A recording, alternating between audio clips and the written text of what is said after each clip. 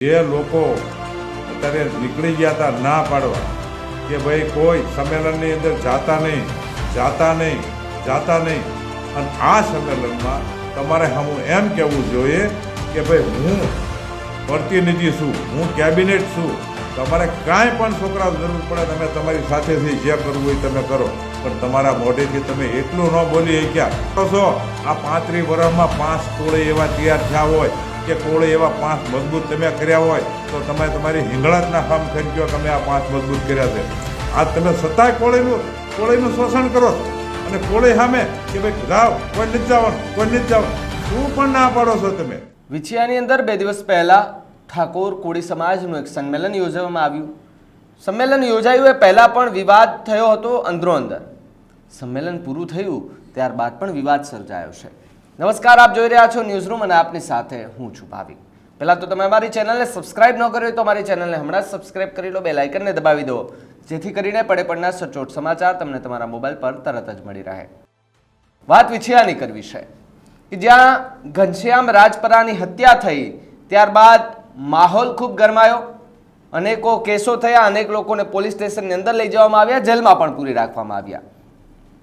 ત્યારબાદ કોળી ઠાકોર સમાજ એકત્રિત થયો રવિવારના રોજ અને ત્યાં અલગ અલગ માંગણીઓ સાથે ભેગા થયા. એ પહેલાં સમાજના જ અમુક લોકો કે જે કહી રહ્યા હતા કે આ જે સંમેલન છે એ સંમેલન રાજકીય સંમેલન છે, આમાં રાજકીય લોકો આવવાના છે, રાજકીય સંમેલન થવાનું છે અને રાજકીય વાતો થવાની છે.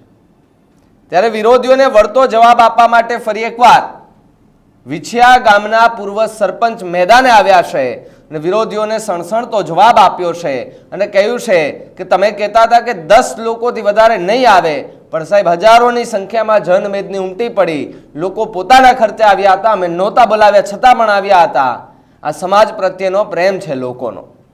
પૂર્વ સરપંચ વિછિયા કે જેમણે શું કહ્યું અને વિરોધીઓ પર કેવા વરસ્યા, સાંભળો એમને. વિછિયા અને થોરિયાળી ગામે જે 9/3નું સંમેલન થયું એમાં ઠાકોર અને કોળી સમાજના આગેવાનો, મિત્રો, વડીલો, ભાઈઓ, બહેનો અને જે અમારી સાથે જે મહેનત કરતા એવા મિત્રો, વડીલો અને સૌ અમારા સર્કલના ભાઈઓ બહેનો આજે જે સંમેલનની અંદર અમે જોતા કે ભાઈ સંમેલન સારી રીતે અમને ખ્યાલ જ હતો બહુ સારી રીતે સંમેલન થશે અને થવાનું છે.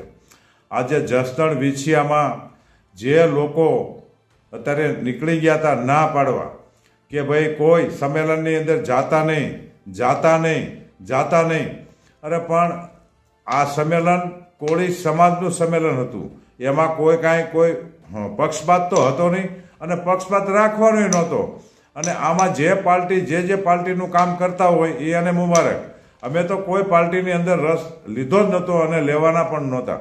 અને આ સંમેલનની અંદર જે ભાઈઓ બહેનો અને આખા ગુજરાત રાજ્યના જે કાંઈ વડીલો પધાર્યા હતા એ પધારી અને અમારી વિછિયા ખાતે જે સંમેલનમાં શોભા વધારી તેમનો ખૂબ ખૂબ આભાર. અને આ જસદણ અને વિછિયાના જે લોકો સંમેલનમાં ના પાડવા જતા અને પબ્લિકને બહુ હેરાન કરવામાં આવી કે ભાઈ કોઈ જાતા નહીં, સરપંચોની 2 મિટિંગ કરવામાં આવી, છતાંય સ્વયંભૂ કોળી સમાજના ભાઈઓને બહેનો આ સંમેલનમાં પધાર્યા, એને સમાજની પડી હતી. એટલે એના હિસાબે અમારું સંમેલન આજે ઉજાગર ખરેખર બહુ સારું એવું ગયું છે.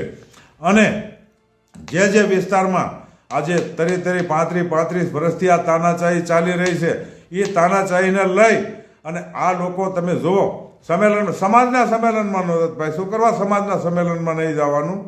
સમાજનું સંમેલન હોય, સમાજનું કામ હોય અને ભાઈ સંમેલનમાં તો જવાનું જ હોય. અને ભાઈ તમે તો અખિલ ભારતીય કોળી સમાજના પ્રમુખ છો અને તમે એવું કહેવા નીકળી જાઓ કે સંમેલનમાં ન જતા તો ભાઈ શું હતું ત્યાં?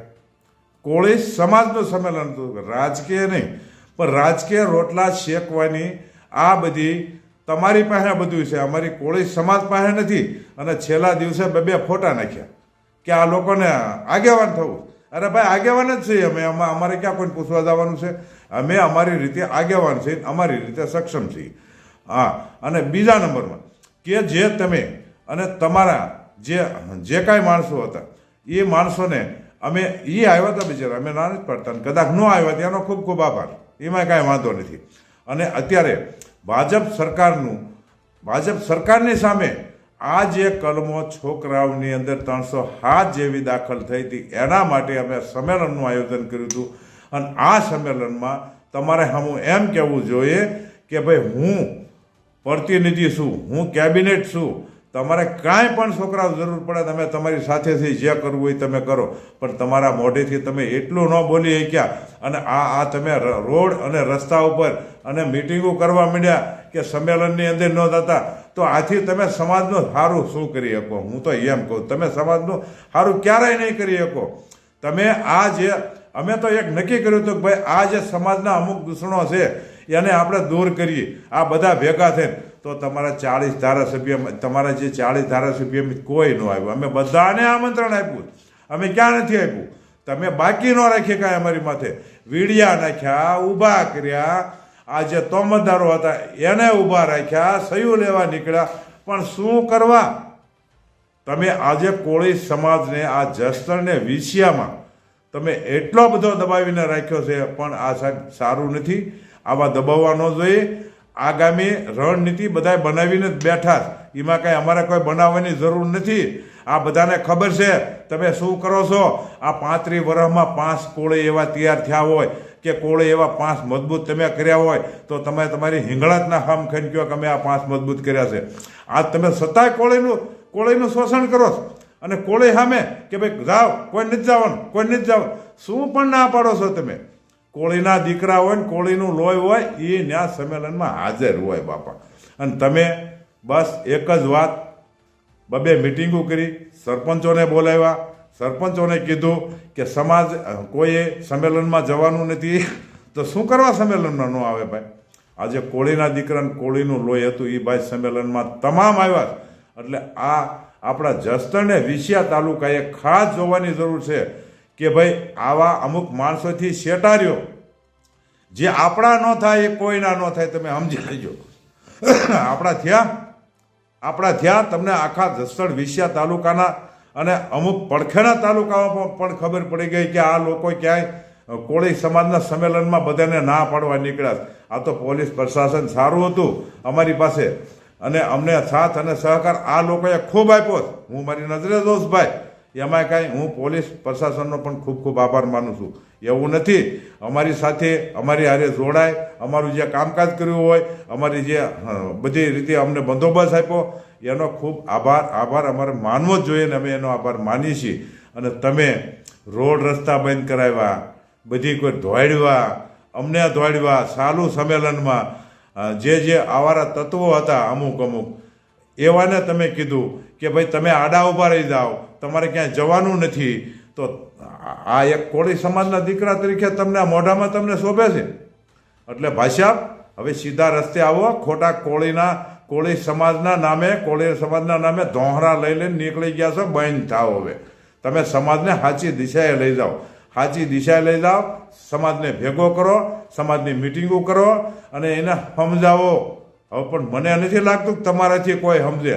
હવે તો જે કાંઈ જસદણને વિસિયા તાલુકાના સરપંચો, આગેવાનો, વડીલો, ભાઈઓ અને બહેનો આ બધાએ ભેગા થઈ અને આ એક જ વ્યક્તિને એને કયો, મને કોઈ રાજકીય રીતે કોઈ એની સામે વાંધો નથી કે રાજકીય રીતે જે એને કરવું હોય, હું આજની તારીખમાં પણ બોલું છું કે રાજકીય રીતે તમને સારું લાગે એ કરો, પણ આટલો બધો કોળી સમાજને તમે ડરાવોમાં, હેરાન કરોમાં, અને જે મને ખબર છે તમે શું કરવાના છો એ મને ખબર છે કે કોળી સમાજની જ્યાં વાડીઓ હોય ત્યાં તમે. તો જે રીતે વિછિયાની અંદર સંમેલન યોજાવું અને ત્યારબાદ પૂર્વ સરપંચના આરોપ પ્રત્યે આરોપ લાગવા અને લગાડવા, અને જે લોકો વિરોધ કરી રહ્યા હતા સંમેલનનો કે ભાઈ આમાં તો આટલા લોકો જ આવશે, આમાં રાજકીય વાતો થશે, તો હવે તમને શું લાગે છે કે આ સંમેલનથી ઘનશ્યામ રાજપરાનો મુદ્દો અને એમને ન્યાય મળશે?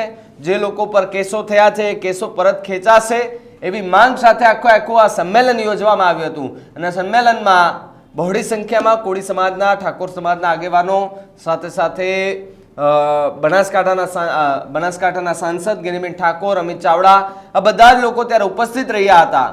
અને ત્યારે એ સંમેલન ચાલતું હતું ત્યારે ગુજરાતનું રાજકારણ પણ એક બાજુ ગરમાયેલું જોવા મળ્યું હતું. આખા મુદ્દે તમે શું માનો છો અમને કમેન્ટ કરીને ખાસ જણાવજો. જોતા રહેજો ન્યૂઝ રૂમ. નમસ્કાર.